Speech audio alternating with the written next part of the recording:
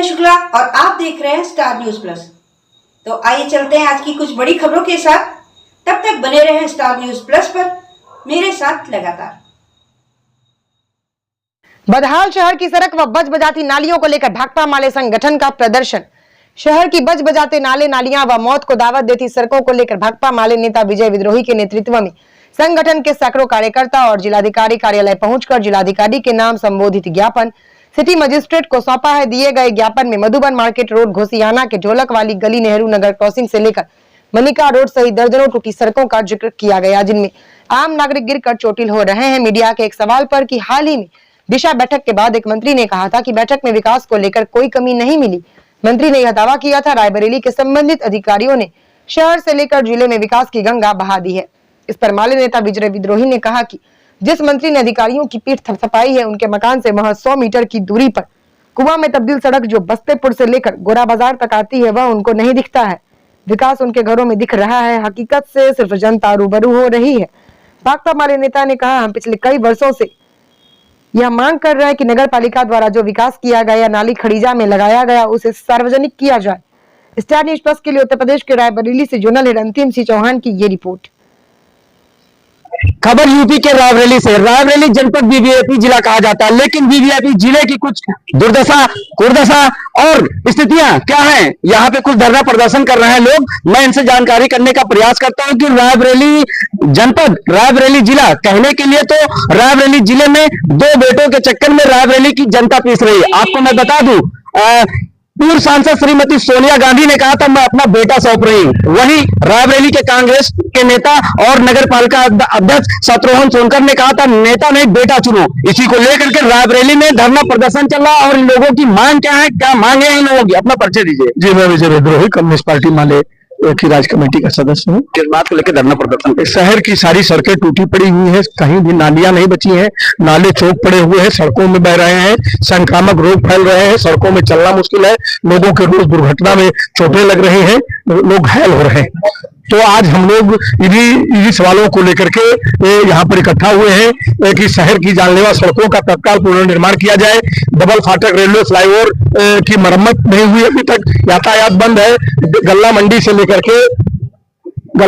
लेकर के और बरहना होकर के कब्रिस्तान तक का जो पूरा रास्ता है वो बहुत भयानक स्थिति में है। फिरोज गांधी कॉलोनी के पीछे से जो गोरा बाजार के लिए रास्ता आता है, अभी 4 दिन बाद वहां पर दशहरे का मेला लगने वाला है। उस रास्ते पर 1 इंच जगह नहीं है जहां से आप निकल जाए, उस सड़क आप कर सके उसको। और इसी तरह से कलेक्ट्रेट के सामने अगर आप देखें तो ये सड़क खुद बरगद चौराहे से लेकर के और डिग्री कॉलेज तक की सड़क का जो हाल है उसको आप सब लोग रोज ही देखते हैं। तो कुल मिलाकर के नालों की हालत यह है कि रामकृपाल चौराहे से मधुबन मार्केट के लिए आप चलेंगे तो डॉक्टर सुनीलबा घोष के मकान के आसपास का नाला ध्वस्त हो गया है। वो पूरा कचरा, मलबा और गंदगी जो है, सड़ा हुआ कीचड़ सड़क पर बह रहा है। लेकिन बरसों से चल रहा है, खाली बरसात का मामला नहीं। तो आज हम लोग यही सवाल लेकर के आए हैं कि शहर की सड़कें, नाले नाली कौन खा गया भाई? 10 साल में आपने क्या किया? पहले वाले और बाद वाले, ये विकास में कौन लूटता है, कौन खाता है, कहाँ जाता है? जब एक भी सड़क नहीं चलने लायक, पूरे शहर में एक सड़क पर कोई उंगली रख दे, ये सड़क चलने लायक है। गंगा मंडी का एक ब्रिज जो बना हुआ है वो भी अभी नीचे गिर गया था, कुछ ऊपर से मिट्टी वगैरह आने लगी थी, तो क्या वो बन गया, कंप्लीट हो गया? वो ब्रिज टूटा पड़ा हुआ है। आप ये समझ लीजिए कि किसी भी निर्माणदायी संस्था के खिलाफ और निर्माण करने वाली कंपनियों के खिलाफ कोई कार्रवाई नहीं होती है, इसलिए कि बहुत बड़े पैमाने पर कमीशन होता है और उस कमीशन खोरी के चक्कर में ये 10-10 साल के बने हुए पुल टूट रहे हैं, ध्वस्त हो रहे हैं, नाले नाली सड़कें गायब हो जा रही। अन्यथा अभी बहुत सारे पुल ऐसे हैं जिनको अंग्रेजों ने बनाया था, अंग्रेजों के पहले मुगलों ने बनाया था, वो पुल अभी भी खड़े हुए हैं और आराम से लोग ऊंचे आ रहे, जा रहे और गुजर रहे। रायबरेली सांसद राहुल गांधी दिशा बैठक किए थे और उन्होंने कहा था, उनके मंत्री के वहां पर कुछ मंत्री भी थे, उन लोगों का भी कहना था अगर विकास की बातें की जा रही तो विकास बहुत हुआ रायबरेली में। लेकिन राहुल गांधी ने क्या कहा मैं नहीं जानता हूँ। राहुल गांधी ने भी 1 साल भर पहले यहाँ सांसद हुए हैं और उन्होंने अपने 1 वर्ष का हिस्सा भी विभिन्न योजनाओं के लिए, किन कामों के लिए दिया है मैं नहीं जानता हूँ। लेकिन उनका एक सवाल जरूर मेरी जानकारी में आया था। उन्होंने कहा कि मेरे पैसे को खर्च करने में इतनी देरी क्यों हो रही है और उसका ठीक से उपयोग जल्दी से किया जाए। तो जहां का भी हो, तो एक तो ये है। दूसरा ये है कि कुल मिलाकर के नगर पालिका का अपना एक बजट है, शहरी विकास मंत्रालय है राज्य में, तो नगर पालिका का एक बजट है और एक जिला योजना है, और उस जिला योजना शहरी विकास मंत्रालय से से मिलने वाले मद, नगर पालिका का अपना बजट, ये जो पैसा है ये कहाँ खर्च हो रहा है और ये खर्च करने वाले लोग उसमें कितना खर्च कर रहे हैं और कितना उठा करके अपने घरों में ले जा रहे हैं, ये विषय है, प्रमुख विषय है जांच का। इसमें राहुल गांधी और ये दूसरा सवाल नहीं, शहर में तो यूं तो अगर आप कहिएगा तो हमको लगता है 4 विधायक शहर में रहते हैं, एक मंत्री जी शहर में रहते हैं, तो स्वाभाविक है कि मंत्री जी को दिखता है। अभी मैंने सुना कि किसी ने कहा है शहर मेरा है।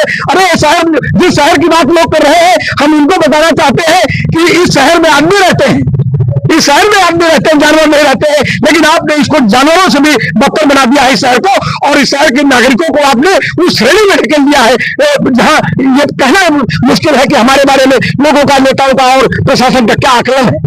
बिल्कुल, आपने देखा कि कहीं न कहीं अगर बात किया जाए रायबरेली नगर पालिका की, तो जो सच्चाई है वो सामने निकल के आ रही है। स्टार न्यूज़ प्लस अंतिम सिंह चौहान, रायबरेली है, उनको विकास कहाँ दिखता है? वो यशस्वी मुख्यमंत्री, यशस्वी प्रधानमंत्री में उनका विकास दिखता है। अपने घर, अपने चौराहे चौबारे, अपना लॉन, वही उनका विकास है। 100 मीटर की दूरी पर जो सड़क खराब पड़ी हुई, टूटी पड़ी हुई है। अभी परसों के दिन एक बच्चे का पैर मोटरसाइकिल में फंस गया, साइकिल से चलता हुआ बच्चा किधर से निकलेगा? मोटरसाइकिल वाला अपने घर से जाएगा। आप समझ लीजिए कि 7 पीढ़ी का खेल है इन सड़कों में चलना, और लोग मर रहे हैं। अभी रायबरेली पूरे जिले का अगर बात करेंगे तो तमाम ऑटो पलट गए हैं। पिछले साल ही एक ऑटो पलट जाने से इसी तरह की टूटी सड़क में एक आदमी की मौत हो चुकी है। तो विकास संबंधी मुद्दों को लेकर तमाम बैठकें हुआ करती हैं, तो ये बैठकों का क्या फिर? ये पैसों में हेरफेर के लिए बैठकें होती है कि कहां से कितना खाया जाए, कितना बजट आया, उसको कैसे लूटा जाए। हम पिछले लंबे समय से मांग कर रहे हैं कि रायबरेली की नगर पालिका क्षेत्र के भीतर विकास के नाम पर आपने सड़कों के नाम पर, नालों के नाम पर, नालियों के नाम पर आपने कितना पैसा खर्च किया, इसका एक श्वेत पत्र आप जारी करिए। जनता को बताइए कि हमने इतना पैसा खर्च किया और कहां कहां हमने खर्च किया।